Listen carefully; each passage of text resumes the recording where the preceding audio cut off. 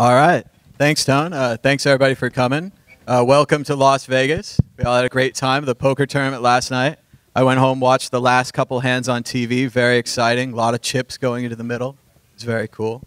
But we're all into Bitcoin, and some of the people in here got into Bitcoin a long time ago, and they've been doing media about it. So let's just try to ask them some questions about how they got into Bitcoin and what they think Bitcoin can do in the future. So, Vortex, you got into Bitcoin a while ago. How has Bitcoin changed your life, and how do you think Bitcoin can change the future?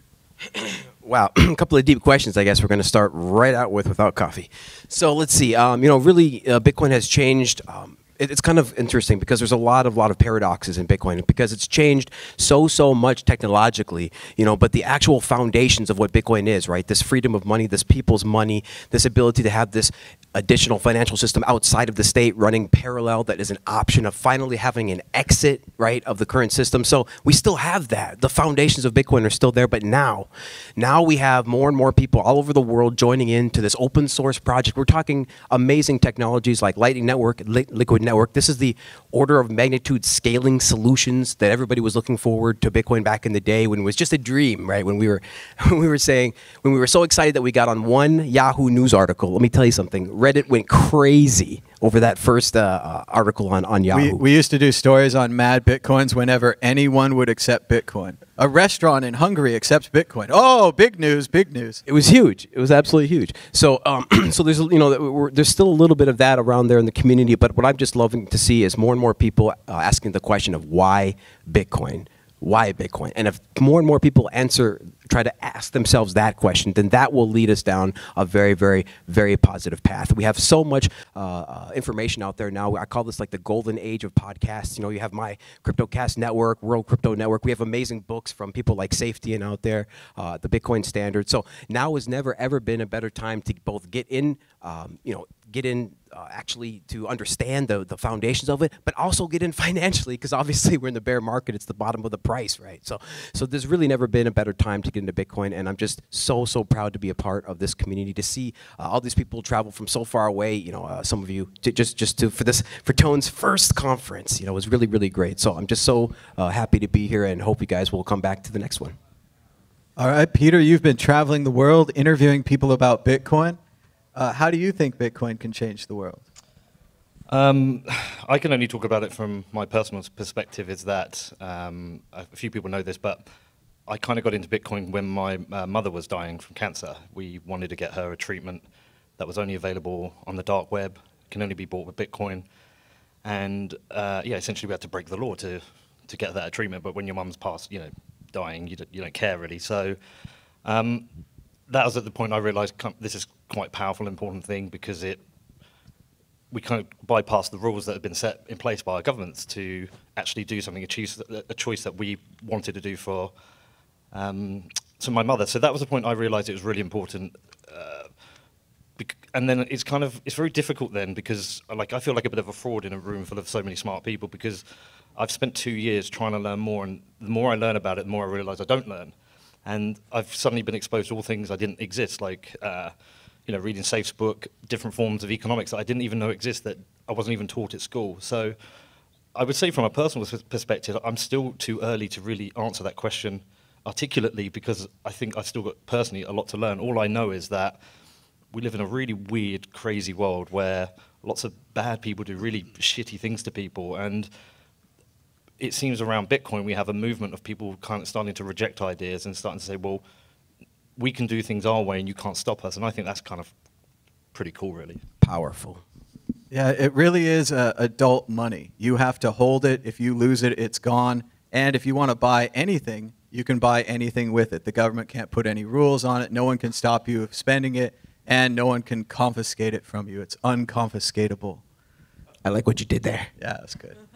Cory, you started off doing some Bitcoin podcasts. How has Bitcoin changed your life? How do you think it could change the world in the future? Well, I'm going to hijack the question a little bit, because I never profess to be a Bitcoin expert. That's why you rarely see me on any YouTube broadcast. My expertise is in media and podcasting. And when I got involved with the World Crypto Network about 2 years ago, I found that there were experts on YouTube who had an expertise in a particular field, but they were not necessarily media experts. And I found that they really needed some sort of assistance, guidance on best practices and how to grow a media network. And so I got involved primarily because of two people in general, Max Kaiser and this man right here on the end, Thomas Hunt. And most people probably don't know this, but Thomas has the longest running YouTube crypto channel that there is. He gave start to people like Andreas Antonopoulos and Vinny Lingham, even Vitalik, believe it or not. So in my opinion, Myself guys like, included, of course. Guys like Thomas, to me, are the forefathers of this entire crypto media space. And I believe that guys like them need to be recognized for their work.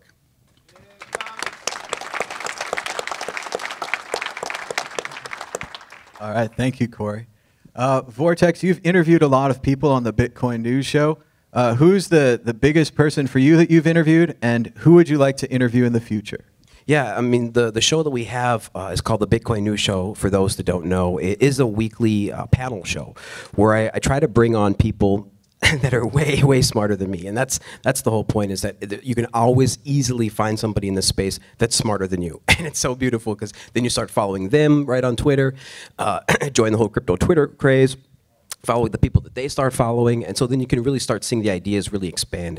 So I mean, I've interviewed almost every major sort of Bitcoin person in the entire space. There's been some amazing greats, Tour de Meester on there. I haven't had Andreas yet, but I try to get people that are building things in the space, people that are actually doing things in the space. I try to keep it to around an hour to make sure that we don't waste too many people's time. I want to keep it concise, but really. What I've kind of learned is that everybody still has that same passion. Everybody who is in Bitcoin, everybody who's building something, they all think in this long term. They all think 10, 20, 30, 40 years. It all starts changing their entire time preference to where they start thinking about their children's children. And that's really like this common thread that we find, is this ability to be able to store wealth for your children and your children's children. I mean, that's just this main thing, in addition, of course, being unconfiscatable, this digital store of value that is unconfiscatable. But you just see the passion behind these people over and over again, and I really encouraged people to check it out, the CryptoCast Network, because there are some of these people working really, really hard in this space to bring the future, and some of them have like 100 followers. I feel so bad because I have a few more followers, and these people are doing so many greater things than me. So I just try to get some of their stories out there, and hopefully we're doing that. Hopefully you guys learn something from that, and we're just going to keep going and trying to get more and more people from the space that are really, really working hard to build the evolution and the foundation and the rails of this new financial system. We're trying to get their stories out there. It is really amazing the way Bitcoin can change your worldview. I was talking to someone at the conference yesterday, and they said they were never interested in saving before. They just never had that saving gene. Then they got into Bitcoin. They started to figure out how there's less and less of them all the time. Price looks pretty good on a long-term spectrum, and they started to save money. So it really can change your outlook and your attitude. So Peter, the same question. You've been traveling the world. Who have you interviewed that you thought was really good? Who would you still like to interview? I think my favourite interview was the first interview I did with Lynn Ulbrich, because whilst it's a Bitcoin show, I don't even know if we talked about Bitcoin in the show.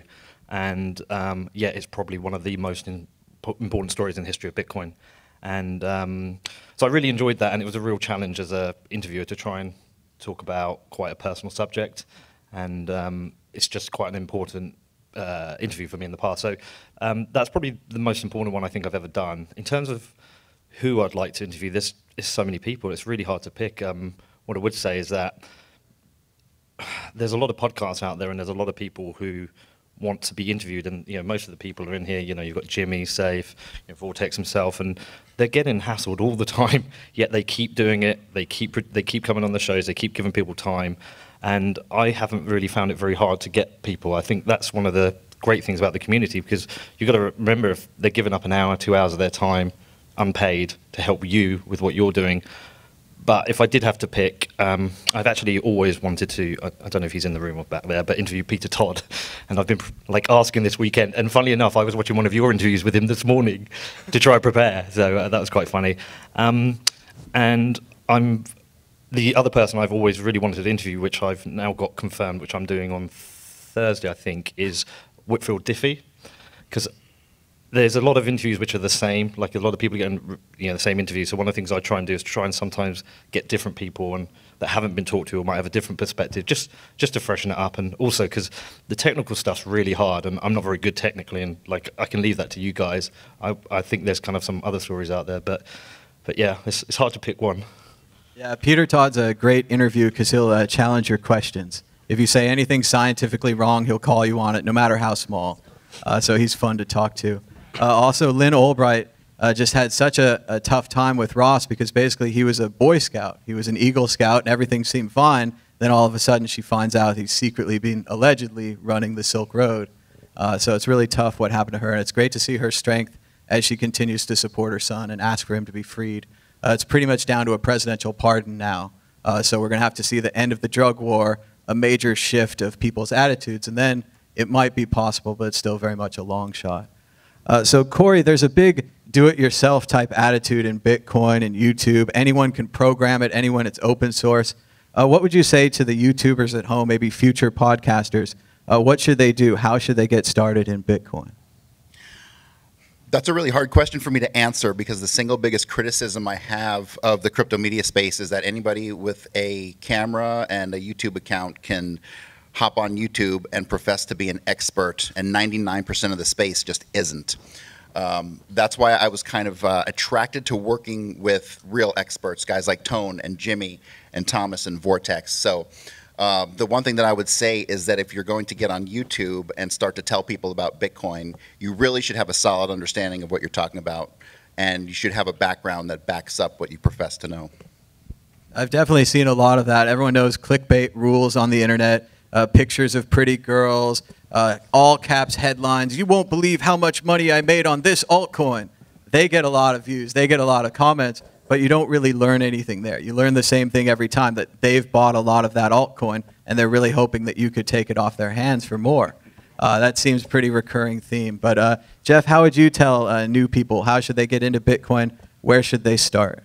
Yeah, it's interesting. It's funny. All the ICO people pay more. They do, and they have money to sponsor big conferences and to pay bloggers, and they have a lot of paid media. It's a surprise. It's very strange. Yeah? They have slightly more views than us, too. It's crazy. It's almost as if you could buy those views and you could buy those Twitter followers, and everything you see on the internet might not be so real. I wonder that sometimes. Yeah, so, I mean, it really is tough for new people coming into the space now. I mean, because, look, I mean, we have to explain to them the difference between Bitcoin and Bitcoin Cash sometimes, so let alone the thousands of other currencies, right? So it really, really is a tough time to kind of come in to the space in that perspective. But as I said earlier, we're in the information age now, right? We have the sum of human knowledge at our fingertips. We have amazing people doing amazing podcasts, like, you know, some of the people up here. And so there still is never been a better opportunity to come in. And what I tell people is, you know, because a lot of times developers get a lot of praise in the space, and I'm probably a little bit guilty of doing that a bit on Twitter as well. But there's just so many things that Bitcoin touches. Money touches everything, right? So Bitcoin absolutely eventually will touch everything. So whatever you do, so if you're a graphic designer, maybe do some graphic designs for Bitcoin or do some graphic designs about Bitcoin. We have amazing artists in the space like Crypto Graffiti, pushing the space forward, actually pushing the boundaries of the technology. I mean, we have an artist, if you haven't seen this recent story, pushing the boundaries of technology, where he put a painting on sale, one of his art pieces on sale, and he tried to sell it to the lowest, absolute lowest bidder to see how low of a transaction we can get on Lightning, and it ended up being, you know, 8 or 9 zeros. It was ridiculous. It was like a half a Satoshi. It was crazy. So he proved that you could have micro transactions, and this can be an actual real thing. So we did that. He did that with art. And so whatever you do, I tell people, whatever you do, just do it with Bitcoin. And at some point, you know, you will be rewarded. And we see this time and time again. We see people get rewarded in the bull part of market cycles, and we see them give back. We see people create amazing conferences like this. We see Tone sort of giving back to the community with a conference like this, the Unconfiscatable conference. You know, we see people try to support some core developers. We see people try to give back to the space, and we need more of it. We need more of it because, like I said, you know, the ICO people, they do pay more. So we really do appreciate all the donations and things like that for the open source projects like BTC Pay Server. He's got a couple fundraising things going on right now, so we appreciate donations to that, and, you know, donations to the YouTube channels across the board. Everybody, you know, like I say, it is a golden age for podcasts right now. So let's try to support that with Bitcoin. But really, to get into the space, just whatever you do, do it with Bitcoin. The opportunities are limitless because this is the beginning. We are very, very, as I try to tell people, very early days. I mean, we really are the internet circa 1992. And so there is plenty of space, plenty of opportunity, plenty of billion-dollar companies to be made still. So whatever you do, just do it with Bitcoin. There's this great old video called Epic 2014, and it talks about how this is the best of times, and it's also the worst of times. And that when you go out on the internet, you can aspire and you could read all the scientific knowledge and you could learn about the history of the world and all the information is at your fingertips, or you could just read a bunch of celebrity gossip. It'll be the best possible or the worst possible, but you have to make the choice. And if you don't make a choice, you're probably going to accidentally click on celebrity gossip and you're going to fall down that hole. So you really do have to make a choice to follow educational content and to support things that you want to see the world like, because if you just blindly follow, then that's all you're going to get is gossip. Peter, what would you suggest to YouTubers at home? How could they get started in Bitcoin? You just get started. You just you just pick up. No one has to give you permission, because No, I was told that a scarecrow had to give me permission before I could make any YouTube videos. Just click the button. I mean, there's loads of helpful resources out there. My biggest help was another podcaster helping me and giving me the advice. I watched the Pat Flynn educational series on how to do podcasting. But you just need to get out there and start just producing content. I don't worry so much about people putting out maybe nonsense ideas like yourself, because I think the free flow of ideas allows things to be debated and we learn from it. Like by having so much publicity and discussion about nonsense ICOs and shitcoins, I think we've all got to that point where we realise it's all a bunch of nonsense. Nobody's really going to be buying this. I heard about Polkadot maybe doing an ICO today, but ICOs are kind of dead, and I think it's because the information's out there. So that worries me less. But I think if you want to do it, you just got to get out there and do it. Also, reach out and ask for help. I've helped I think 3 people now launch a podcast, and most people are willing to pay it forward. And my DMs are always open. Yeah, my DMs are always open. You get some weird stuff. But yeah, you just reach out to somebody, ask for some help. There is plenty of stuff out there. I think it'd be nice for people to maybe find some different angles. I think it'd be really good if someone did a big approach on usability and UX, because I think that's seriously under serviced in our area. But no, just get out there and make some content. If people like it, it will grow. And if you reach out to someone like me or Vortex, we'll probably help you. So yeah. As long as you like it, as long as you like it, I promise you there will be somebody else. As far as this goes to all content creators, all creative fields. If you like what you like, then I guarantee you somebody else will like it too. Somebody else will appreciate the time and the passion, because people can see it. Not everybody is an engineer, not everybody is an artist, not everybody is a music producer, but we can tell the difference between a cheesy song and a good song, right? So just whatever you do, if you put the passion into it, people will find it and they will see it and they will love it. One other thing, a good piece of advice someone gave, and I can't remember who it was, it might have been Melton, but somebody said just start writing and spend a year writing. And in that period of time, you're going to learn so much about content and the area you're writing about, but just start writing. And I think that's a really good piece of advice. I did it. I've deleted most of it because you go back and you read it, you're like, what the fuck did I think there? But it's a good exercise to go through, because you're putting yourself out there publicly. Google's going to index it. People are going to come and find the content. So I think that's another good thing people can do. That is definitely the key to writing. They say you have to write 100 bad short stories before you can write a good one. And no one believes that. Everyone wants to write a good one the first time, but it's those 100 bad ones that teach you how to keep going and to eventually make a good one. I would say for the people at home, try to get the technicals right. I know everyone thinks they can just make a show on their iPhone, but if you're in a loud room, if there's no lights, if no one can hear you, that's going to be a problem. And they're going to let you know about it in the comments. The YouTube people love to tell you about echoes or little squeaky noises or whatever it is. You're going to hear it right away. So do your best the first time. Try to fix it the second time. Be humble. The internet's going to correct your mistakes. There's someone out there that knows more than you. I know it's shocking, but that's a big one. And then I'd also say tell it from your point of view, because I can speak to what I think of as my people, computer geeks, and we talk about Star Trek and we talk about Bitcoin. So we're pretty much there. But you can speak to your people. There's no one out there reaching your community talking about Bitcoin the way that you would talk about it. So that's what I would suggest. Just get started, like the guys said. I think we're going to go ahead and end the panel a little early, maybe give Tone 10 minutes back, try to get the schedule on topic again. So Tone, if you're ready for the next panel. Thank you. And thank the guys for coming. Thank you so much. Peter and Cory and Vortex. Thanks so much. Oh.